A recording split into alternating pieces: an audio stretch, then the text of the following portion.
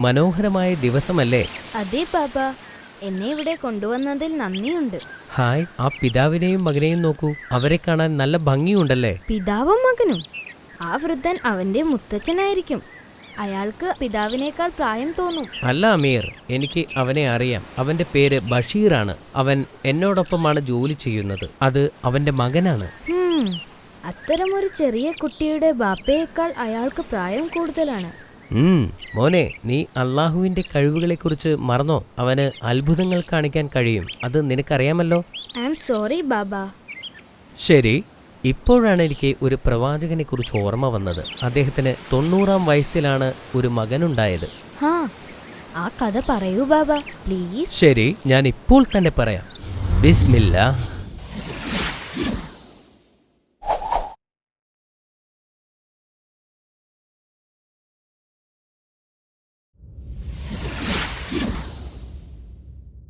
സക്കരിയ നബി അലൈഹിസ്സലാം ഇസ്രായേലിലെ ഒരു പ്രമുഖ പ്രവാചകനായിരുന്നു. അദ്ദേഹം സുലൈമാൻ നബിയുടെ സന്തതികളിൽപ്പെട്ടവനായിരുന്നു. അദ്ദേഹം ഒരു ആശാരിയായി ജോലി ചെയ്തിരുന്നു. മറ്റു പ്രവാചകന്മാരെപ്പോലെ അദ്ദേഹവും ലളിത ജീവിതമാണ് നയിച്ചിരുന്നത്. ഹാറൂൻ നബി അലൈഹിസ്സലാമിന്റെ കുടുംബത്തിലെ അംഗമായ അൽ യാഷ്ബിയായിരുന്നു അദ്ദേഹത്തിന്റെ ഭാര്യ. പ്രവാചകന്റെ കുട്ടിക്കാലത്തെക്കുറിച്ചോ യൗവനകാലത്തെക്കുറിച്ചോ ഉള്ള വിവരങ്ങളൊന്നും ഖുർആൻ നൽകുന്നില്ല. അതിനാൽ പ്രവാചകന്റെ കഥ തുടങ്ങുന്നത് 90-ാം വയസ്സ് മുതലാണ്. അദ്ദേഹം അള്ളാഹുവിന്റെ വിശ്വസ്തനായ അനുയായിയായിരുന്നു. അദ്ദേഹം തന്റെ സ്വഭാവത്തിൽ വളരെ താഴ്മയുള്ളവനായിരുന്നു. അദ്ദേഹത്തിന്റെ പൂർവികനായ ഇബ്രാഹിം നബി അലൈഹിസ്സലാമിനെപ്പോലെ അദ്ദേഹത്തിനും ഇത്ര പ്രായമായിട്ടും കുട്ടികളൊന്നും ഉണ്ടായിരുന്നില്ല. ഈ സമയത്താണ് ഇമ്രാൻ നബിയുടെ ഭാര്യ, അതായത് സക്കരിയ നബിയുടെ സഹോദരി മറിയത്തിന് ജന്മം നൽകിയത്. എന്നാൽ ഉടൻ തന്നെ ഇമ്രാൻ നബി അലൈഹിസ്സലാം വഫാത്താവുകയും കുഞ്ഞിന്റെ സംരക്ഷണവുമായി ബന്ധപ്പെട്ട് ബനി ഇസ്രായേലിനുള്ളിൽ ഒരു തർക്കം ഉയർന്നുവരികയും ചെയ്തു. പ്രവാചകൻ ഏറ്റെടുക്കുന്നതായിരിക്കും നല്ല മാർഗം എന്നവർ തീരുമാനിച്ചു.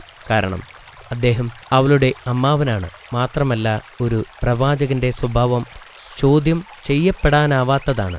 എന്നാൽ ബനി ഇസ്രായേൽ ആ ആശയത്തിൽ തർക്കിച്ചു. ഇമ്രാൻ നബിയുടെ മകളെ വളർത്തുന്നതിൽ എല്ലാവർക്കും അഭിമാനമായിരുന്നു. അവസാനം ഈ വിഷയത്തിൽ തീരുമാനമെടുക്കാൻ ആളുകൾ സമ്മതിച്ചു. പ്രവാചകൻ മാത്രം ഒന്നും മിണ്ടാതെ മാറി നിന്നു.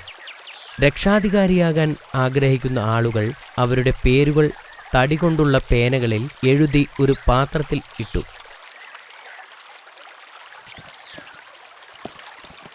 എന്നിട്ട് ഒരു കുട്ടിയോട് ആ പെട്ടിയിൽ നിന്ന് ഒരു പേന എടുക്കാൻ ആവശ്യപ്പെട്ടു. ആ കുട്ടി തിരഞ്ഞെടുത്ത പേര് സക്കറിയ നബിയുടേതായിരുന്നു. എന്നാൽ ജനം സന്തുഷ്ടരായിരുന്നില്ല. അവരിൽ പലരും അത് ഒന്നുകൂടെ ആവർത്തിക്കാൻ ആവശ്യപ്പെട്ടു. പ്രവാചകൻ നിശബ്ദനായി നിന്നുകൊണ്ട് അതിന് അനുവാദം നൽകി. ഇത്തവണ അവർ അവരുടെ പേരെഴുതിയ പേനകൾ പുഴയിലേക്കെറിഞ്ഞു. ഒഴുക്കിനെതിരെ നീങ്ങുന്ന പേനയുടെ ആൾ മറിയമിന്റെ സംരക്ഷകനായിരിക്കുമെന്നും അവർ തീരുമാനമെടുത്തു.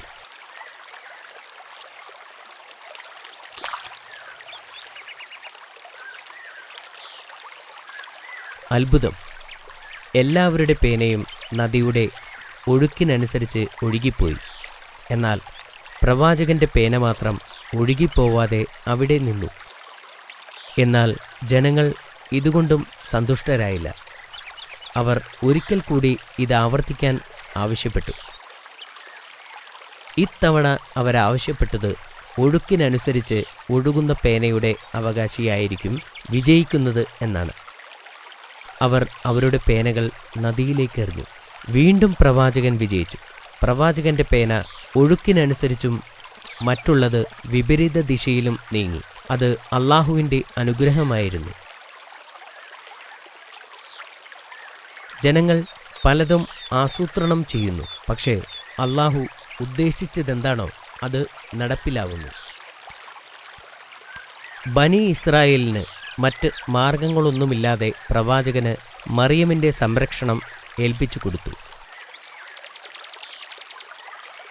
മറിയമും അള്ളാഹുവിൻ്റെ വിശ്വസ്ത അനുയായിയായി വളർന്നു. അവൾ കുട്ടിയായിരുന്നപ്പോൾ തന്നെ എപ്പോഴും പ്രാർത്ഥനയിലായിരുന്നു.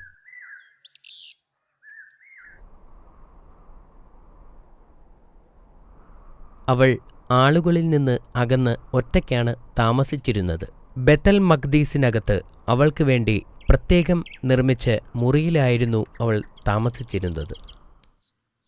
ഈ കൊച്ചു പെൺകുട്ടിക്ക് ഒരു മാന്ത്രിക ശക്തി ഉണ്ടായിരുന്നു. ഓരോ തവണയും പ്രവാചകൻ അവളുടെ അടുത്തു ചെല്ലുമ്പോൾ അവൾക്ക് ചുറ്റും സമൃദ്ധമായ പഴങ്ങളുണ്ടായിരുന്നു. ഞാൻ പഴങ്ങൾ കൊണ്ടുവന്നിട്ടില്ല, അദ്ദേഹം ആശ്ചര്യപ്പെട്ടു. അപ്പോൾ ഈ പഴങ്ങൾ എവിടെ നിന്നു വന്നു? അവളുടെ മുമ്പിലുള്ള പഴങ്ങൾ ആ കാലാവസ്ഥയിലുള്ളതായിരുന്നില്ല. മറിയം, ഈ പഴങ്ങൾ എവിടെ നിന്നാണ് കിട്ടുന്നത്? അദ്ദേഹം അവളോട് ചോദിച്ചു. ഇത് അള്ളാഹുവിൽ നിന്നാണ് എന്ന് ആ പെൺകുട്ടി മറുപടി പറഞ്ഞു. പ്രവാചകൻ ആ പെൺകുട്ടിയെ വിശ്വസിച്ചിരുന്നെങ്കിലും അദ്ദേഹത്തിന് ഇപ്പോഴും സംശയങ്ങളുണ്ടായിരുന്നു. ഈ സംഭവം പല തവണ ആവർത്തിച്ചു. പ്രവാചകൻ വീണ്ടും അത് എവിടെ നിന്നാണ് എന്ന് ചോദിച്ചു. അത് അള്ളാഹുവിങ്കിൽ നിന്നാണ് എന്ന് മറിയം മറുപടി പറഞ്ഞു. അള്ളാഹു ഉദ്ദേശിക്കുന്നവർക്ക് അവൻ കണക്ക് നോക്കാതെ നൽകുന്നു, അവൾ പറഞ്ഞു. പ്രവാചകൻ ഈ അത്ഭുതങ്ങൾ ആവർത്തിച്ചു കണ്ടപ്പോൾ അത് അള്ളാഹുവിൽ അദ്ദേഹത്തിൻ്റെ വിശ്വാസത്തെ ബലപ്പെടുത്തി. ഏതവസ്ഥയിലും അള്ളാഹുവിന് എന്തും ചെയ്യാനുള്ള കഴിവുണ്ട്. പ്രവാചകൻ തൻ്റെ പാരമ്പര്യത്തിൽ തുടരാവുന്ന ഒരു കുട്ടിക്ക് വേണ്ടി ആഗ്രഹിച്ചു. അദ്ദേഹത്തിന് 90 വയസ്സായിരുന്നു. അദ്ദേഹത്തിൻ്റെ ഭാര്യയും അതുപോലെയായിരുന്നു. തൻ്റെ നാഥനിൽ അങ്ങേയറ്റത്തെ പ്രതീക്ഷയർപ്പിച്ച് അദ്ദേഹം പ്രാർത്ഥിക്കാൻ തുടങ്ങി. എൻ്റെ രക്ഷിതാവേ, നീ എനിക്ക് നിന്നിൽ നിന്ന് ഒരു അവകാശിയെ നൽകണമേ. അവനെ നീ യാക്കോബ് നബിയുടെ സന്തതികളുടെ പിന്തുടർച്ച അവകാശിയുമാക്കണമേ. എൻ്റെ രക്ഷിതാവേ, അവനെ നീ തൃപ്തിപ്പെട്ടവരിലാക്കുകയും ചെയ്യണമേ. വളരെ പെട്ടെന്ന് അള്ളാഹു അദ്ദേഹത്തിൻ്റെ പ്രാർത്ഥനയ്ക്ക് ഉത്തരം നൽകി. ഒരു ദിവസം പ്രവാചകൻ പ്രാർത്ഥിച്ചുകൊണ്ടിരിക്കുമ്പോൾ മലക്കുകൾ അദ്ദേഹത്തിൻ്റെ അടുത്തു വന്നു. സക്കറിയ, നിങ്ങളുടെ മകനെക്കുറിച്ച് ഒരു സന്തോഷവാർത്ത പങ്കുവയ്ക്കാനാണ് ഞങ്ങൾ വന്നത്.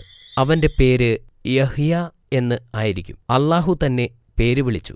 ഈ പേര് ചരിത്രത്തിൽ ഒരിക്കലും നിലനിന്നിട്ടില്ല എന്ന് മലക്കുകൾ പറഞ്ഞു. എന്നാൽ പ്രവാചകൻ ഇത് കേട്ടപ്പോൾ ആശയക്കുഴപ്പത്തിലായി. അദ്ദേഹം മലക്കുകളോട് പറഞ്ഞു, എനിക്കെങ്ങനെ ഒരു മകനുണ്ടാവും?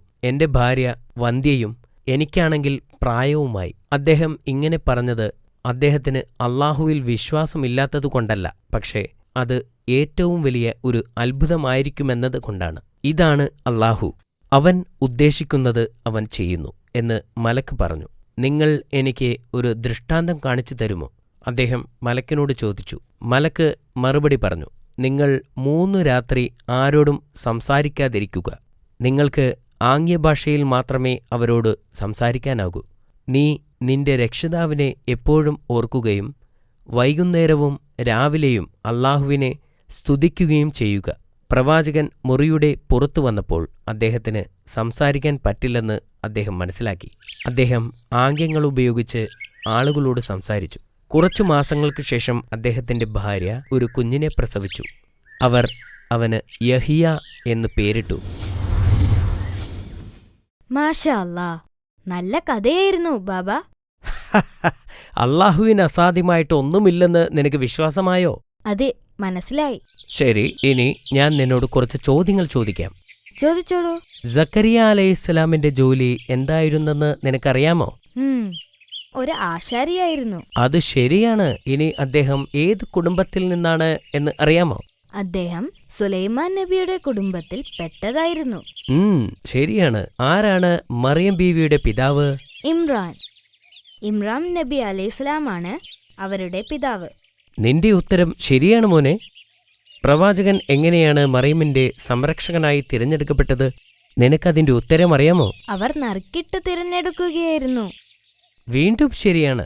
പ്രവാചകന്റെ മകന് അള്ളാഹു നൽകിയ പേരെന്താണെന്ന് നിനക്കറിയാമോ? യഹിയ എന്നായിരുന്നു. ശരി, ഇന്നത്തേക്ക് ഇത്രയും മതി. സമയം കുറേയായി, നമുക്ക് വീട്ടിലേക്ക് പോകാം.